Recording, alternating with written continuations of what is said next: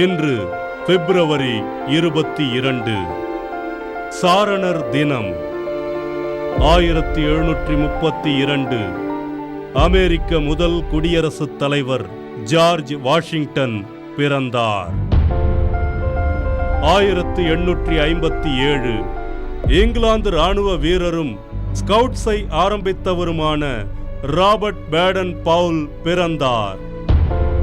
1914 இந்திய விடுதலைக்காக போராடி தென்னாப்பிரிக்காவில் பிறந்த தில்லையாடி வள்ளியம்மை சிறையில் இருந்தபோது நோய்வாய்ப்பட்டு தனது 16வது வயதிலேயே உயிரிழந்தார். 1944 காந்தியடிகளின் துணைவியார் கஸ்தூரிபாய் சிறைச்சாலையில் மரணமடைந்தார்.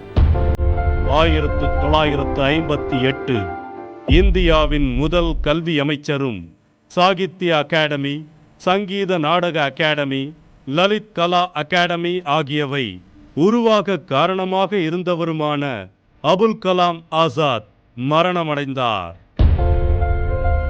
1897 உலக புகழ்பெற்ற நயாகரா அருவியின் குறுக்கே கயிறு கட்டி அதன் மீது நடந்து முதலில் அருவியை கடந்து சாதனை புரிந்த சார்லஸ் பிளாண்டின் இன்று காலமானார்.